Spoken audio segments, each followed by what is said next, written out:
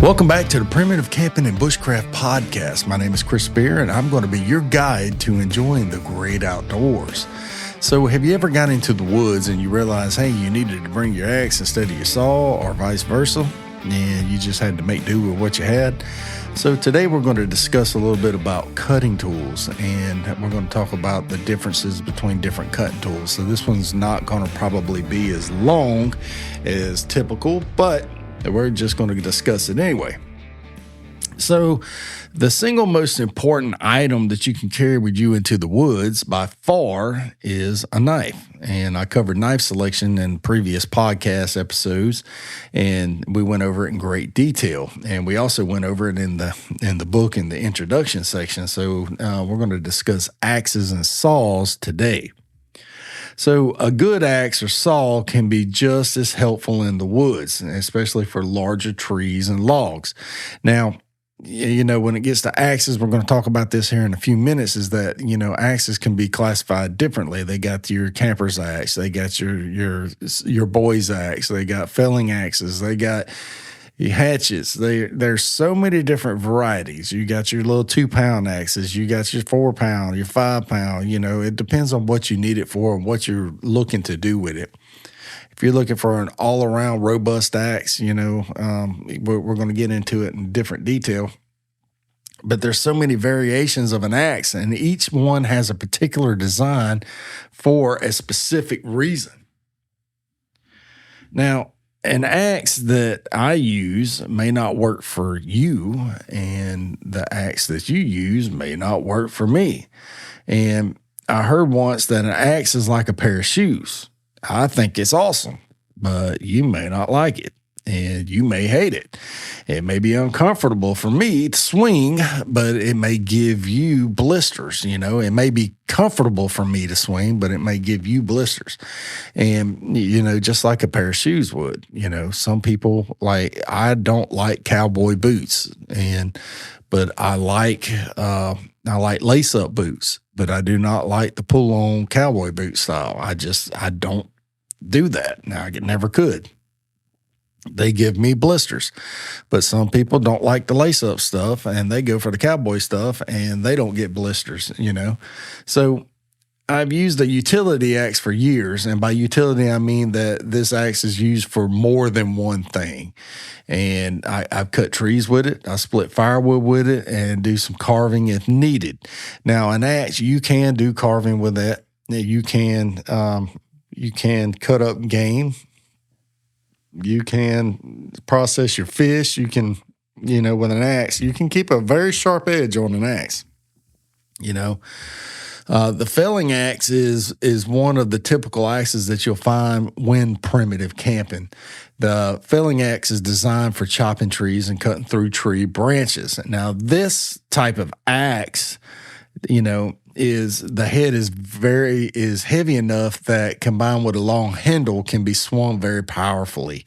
And, you know, the handle of the axe is usually made from hickory, but there are also synthetic handles so that you don't break them when splitting logs as easily. Now, they also have little patches or little bumpers or whatever you want to call it that slide up through there to where if you hit something, it's not going to damage the handle as well. This particular style axe is an excellent choice when you decide to bring an axe with you camping and our bushcrafting trips. And as with any axe, the only drawback is the weight. And I've found that to be true on plenty of my excursions, especially hiking trips, you know, overnight, a couple of days or stuff. Sometimes I don't even bring an axe because the weight of it is so much. You know, you're looking at 2, 3, 4, 5 pounds. Depending on the type of axe that you brought. And that's just, you know, 2 or 3 pounds is just the axe head. And then, you know, you have the handle, the weight of the handle and stuff like that. So what I found to be very easy for me is the Eastwing, the camper's axe. And it's a small axe. It's all one stainless steel construction. It's all, you know, it's not as heavy as some of the axes out there. And but it's not really a splitting axe. It works for splitting smaller logs, but I wouldn't go up there and do a big old round of, oak or sweet gum. You'd never split a sweet gum log with it. I don't think so. But it does great for whenever you're chopping little things here and there. And then same thing with a hatchet.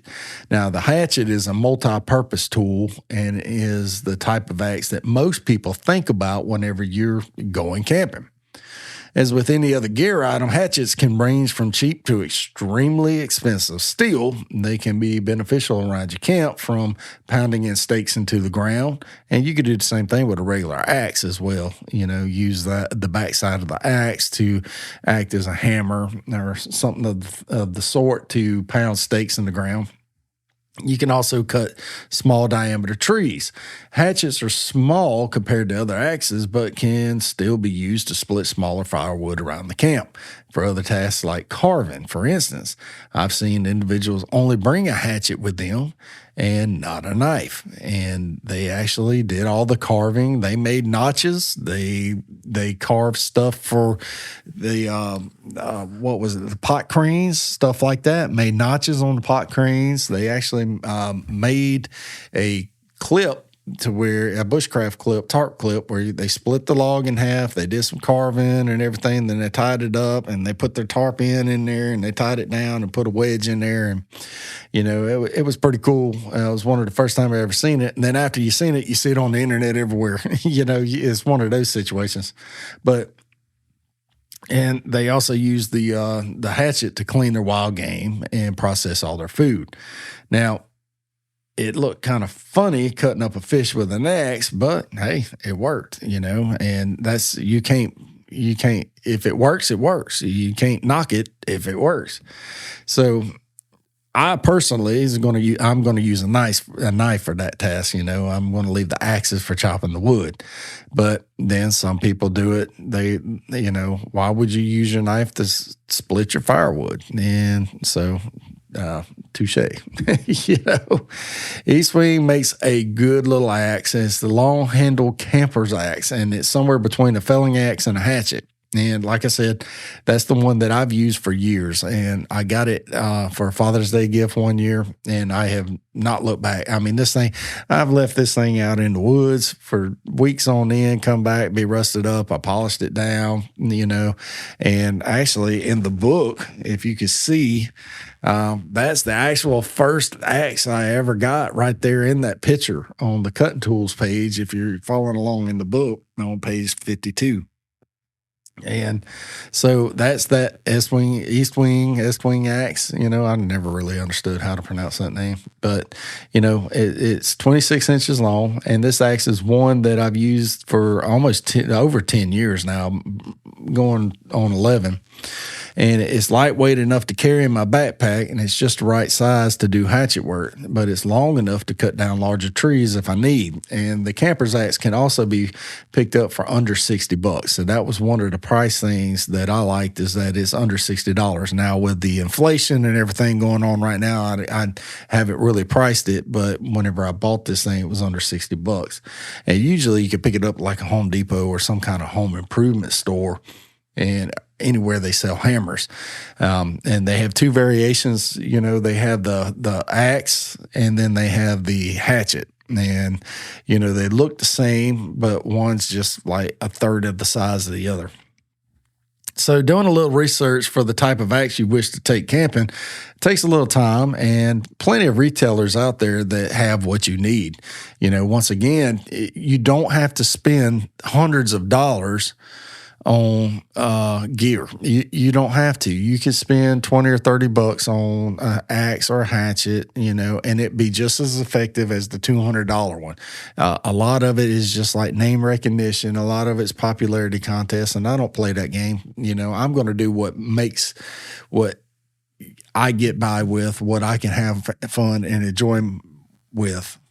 So remember, you want to select an axe that's good for multiple tasks, such as chopping down trees, splitting logs, and carving.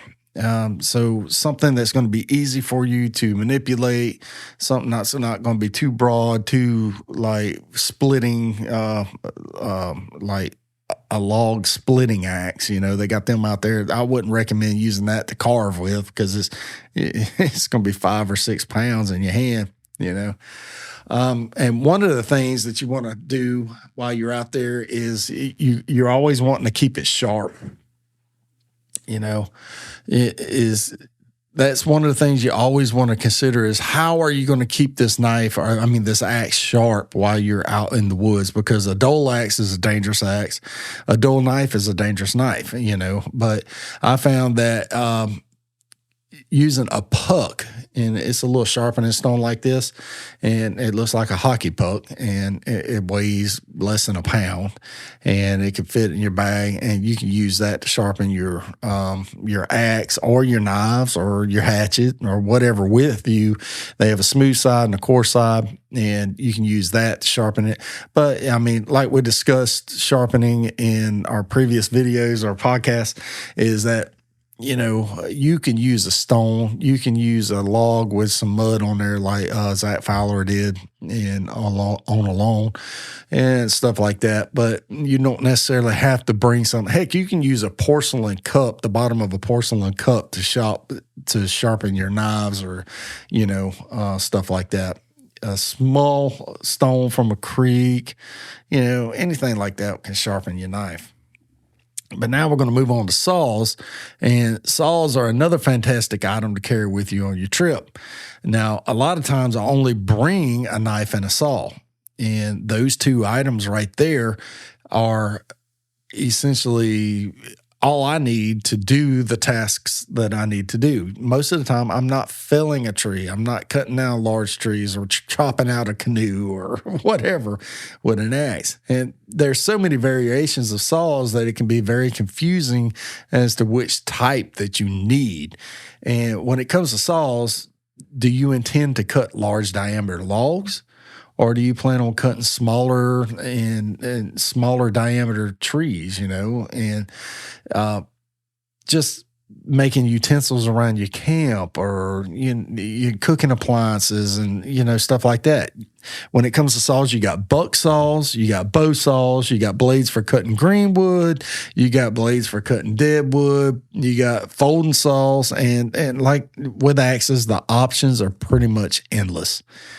So this is where I have chosen the relatively small folding saw, like the Baco Laplander. Now, these things are relatively small. They're economical. I think the blade's only like 10 or 11 inches, something to that effect. And this saw folds up nice and neat, and it fits perfectly in my pack. It fits perfectly in my survival pack.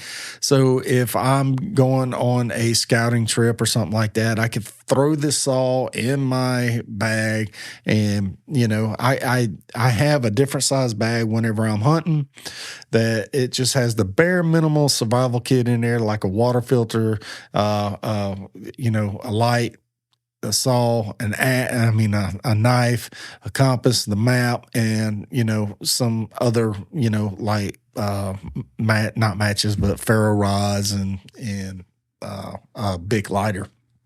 Now, these items are easy to carry with you, and it's stuff that I would carry with me anyway whenever I go hunting or scouting or anything like that.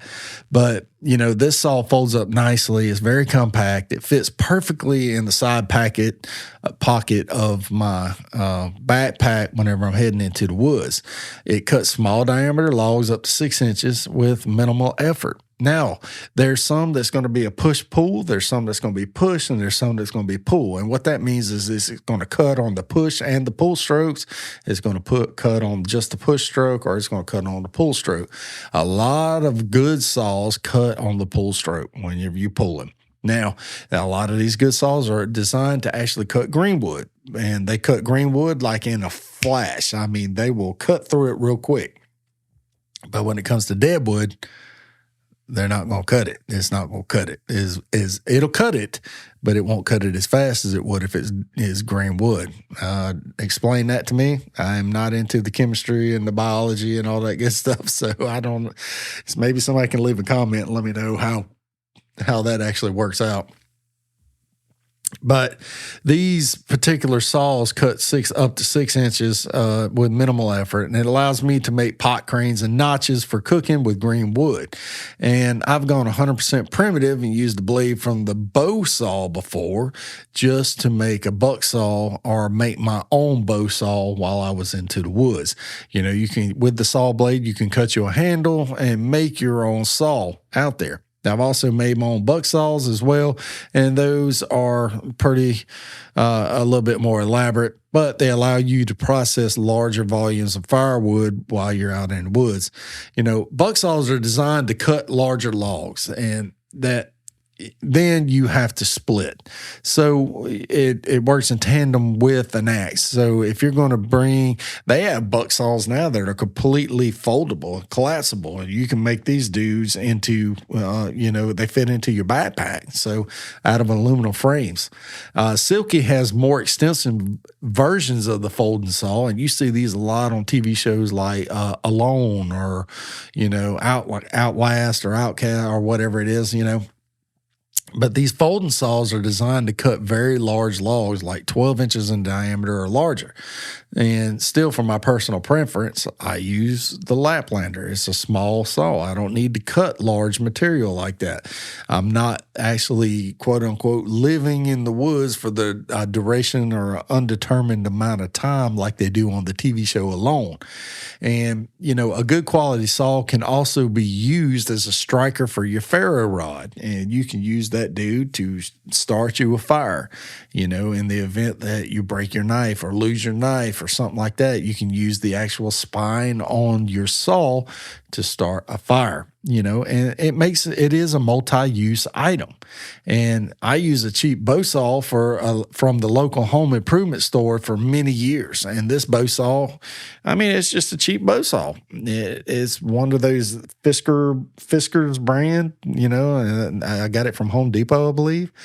And it was like 10 or 12 bucks. And I've used it. I actually still have it. I actually still use it from time to time. And once again, you don't have to go out and spend $500 on a saw or a piece of equipment.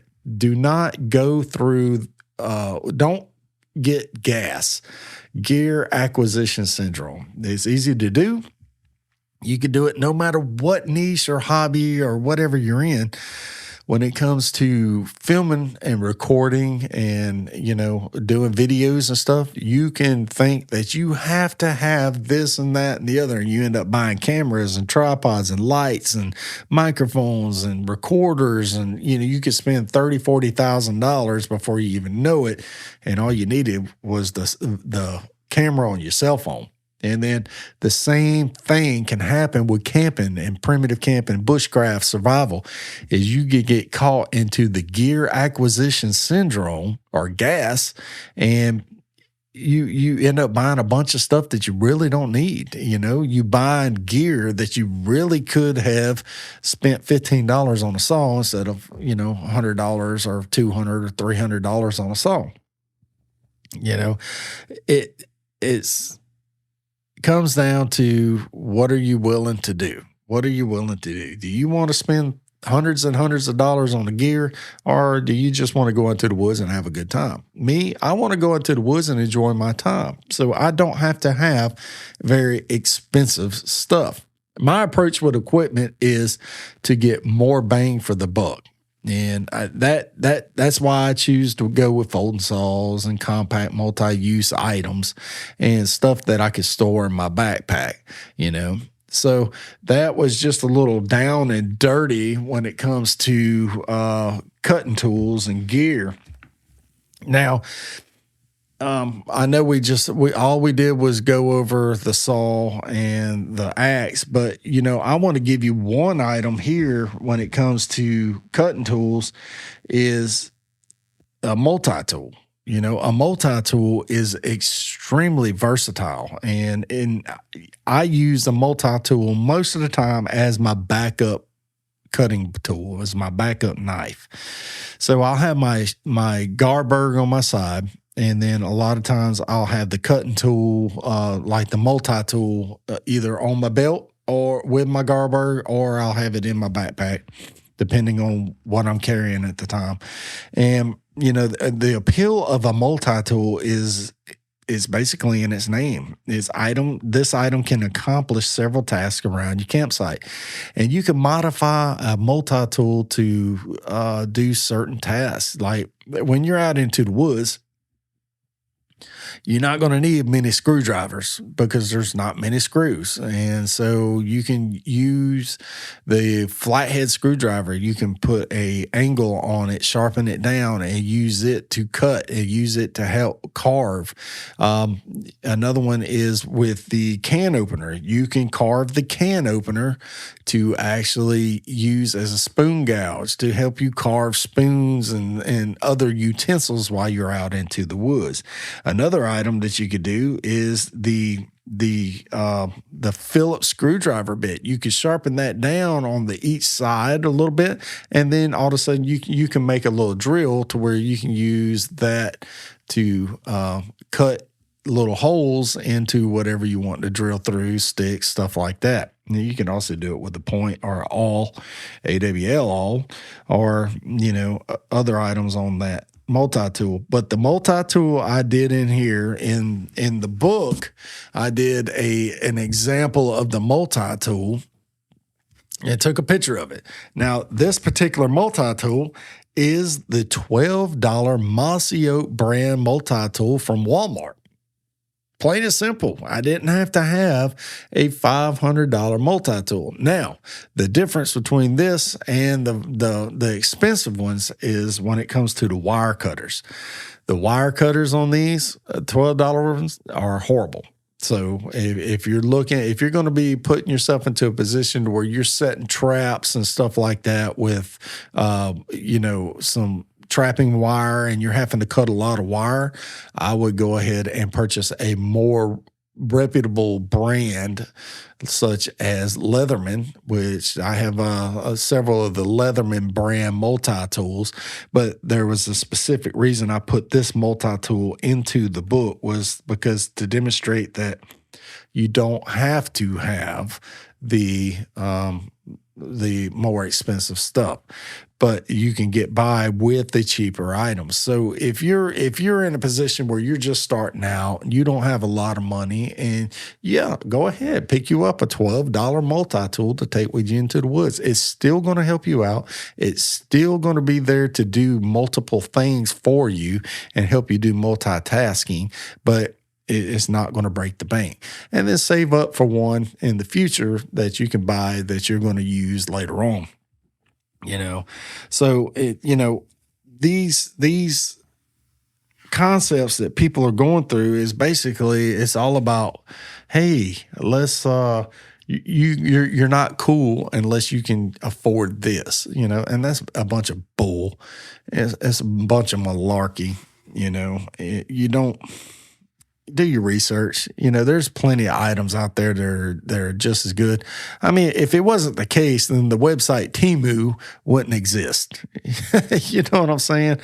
I know. I get it. I understand. I understand completely. You know, a lot of people are like, hey, look, a lot of people, those are copyrights and patents that they copied. I get it. But it's cheaper quality stuff. And you know, sometimes cheaper quality stuff will get you by in the event, you know. So, but anyway, I figured we're going to go over all that today, and then we'll leave it here. We'll stick a pin in it, and then we'll come back, and we'll go over some more stuff a little bit later. Now, in the next episode, I'm going to go over cordages. We're going to break down some cordage real quick, and we're going to break it down real good and discuss various types of cordage to bring with you on your camping trips. So I hope you enjoyed this video or this episode, depending on which one you're watching and or listening to. Go ahead, hit that like button. Go ahead, follow along. Hit the follow button on whatever podcasting platform you're listening to, and whatever platform you're watching on. Go ahead and subscribe, follow, like, whatever. And I will see you in the next video. God bless you.